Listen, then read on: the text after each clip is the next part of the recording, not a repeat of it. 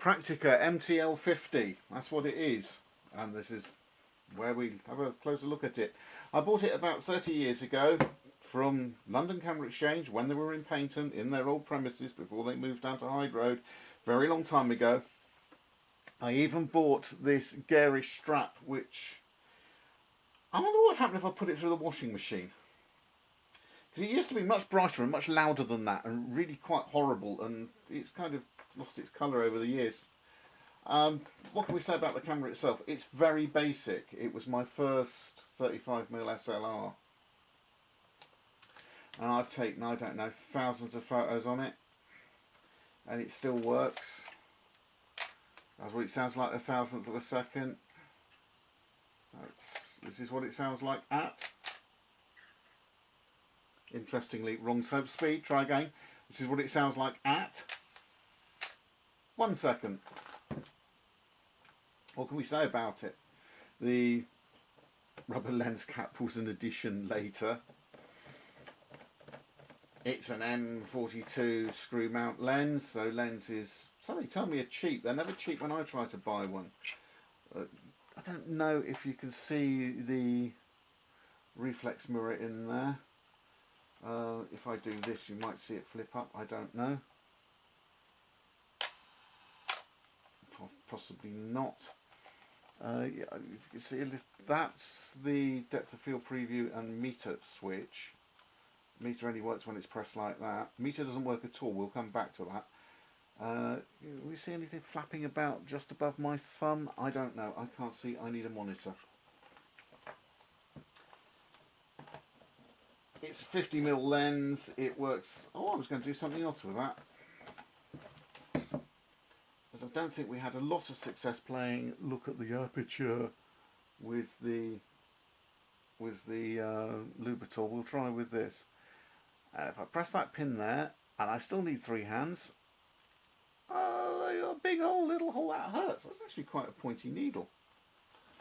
And that engages on the little flappy bit that I don't think we could see just now, which works for depth of field preview, and that bar also moves forward and closes down the iris when you take photos.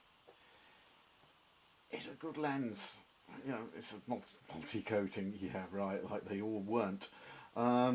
Actually, yeah, it's a multi-coated lens. It's about what you'd expect even today. Pentagon Auto, you mean there's a needle at the back. 50mm lens with a huge aperture range of f16 right up to or down to, depending which way you look at it, f1.8. 1.8 is a big hole. It's an incredible sized hole for such a cheap thing. I paid about 100 quid for it. It went down the flight of stairs. That's the evidence, if you can see it. That's a sort of slight dent and actually a crack in the metalwork there,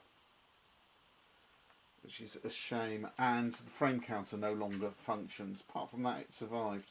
Something else, the self-timer died as well, but I don't know whether that was related to falling down a flight of stairs or not. I seem to kill self-timers. You wind your film back. Press that button first. We can press that button, pretend there's a film. I don't have a 35mm test film. Yeah, windy. And you take your film out. You can't. You open it like so, and then the back comes open, and yeah, there you are. That's the inside. It's a vertical acting shutter. Just in case you didn't see it, we'll take the lens cap off. So you'll now see big hole, set to big hole, set to 1 second. Oh! Set to half a second. And guess what? Set to 1/4 of a second. 1/8 of a second. You get the idea. 60th of a second.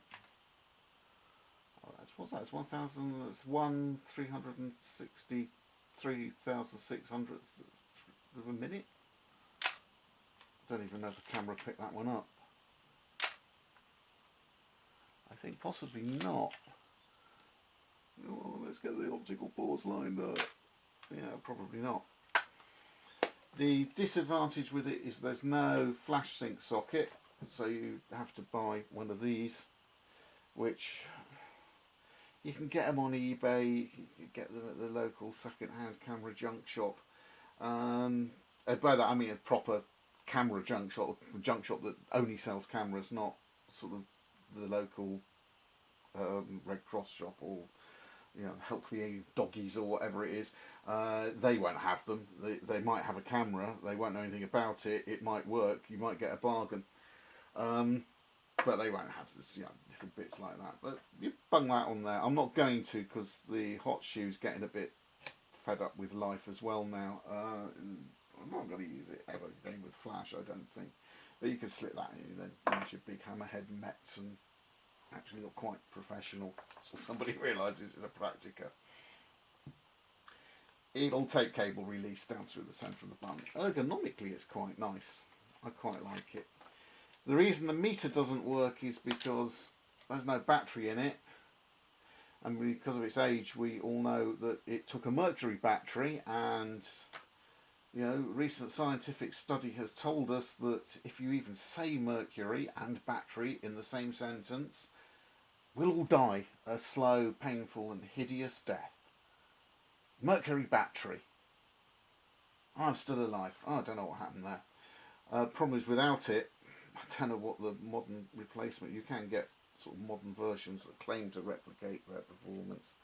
I'll have to look it up on the internet because I don't know what it is offhand. There you go. That's a very rapid, quick tour around Praktica. The Prakticas of this age are basically the same.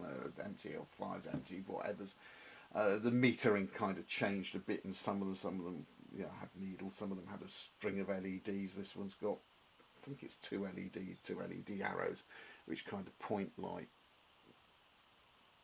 this one lights up if it's overexposed, this one lights up if it's underexposed, and they both light up when the exposure's just right. And that's about it. They're good cameras, they take fine photographs. There's no reason to avoid anything like this. As long as it works, go to your local second-hand charity shop, whatever.